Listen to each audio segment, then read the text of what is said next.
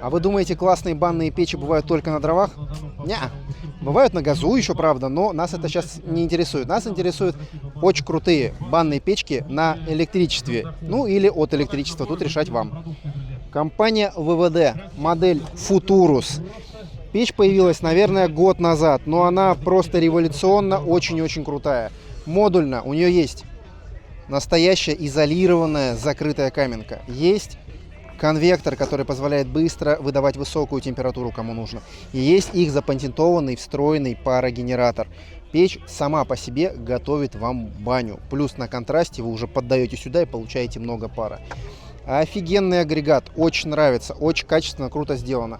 Ролик про эти печи уже есть на нашем канале. Мы его уже снимали, разбирали. Ну вот, на Баняфесте они нам представляют новую облицовочку из пероксенита. Как пероксенит, как камень, чем интересен? Он не так пачкается, как тальк. Печка красивая, современная, темненькая, замечательная. Прям конфетка, а не печь. А также для тех, кому не интересен камень, либо хочется чуть-чуть сэкономить, есть печь в металлической облицовке. Ну, собственно, тут уже все по традиции. Сейчас люди любят черные акценты в бане. Все на контрасте, кому лофт, кому еще что-то. Печь выглядит офигенно. Думаю, стоить будет подешевле точно, чем модель в камне.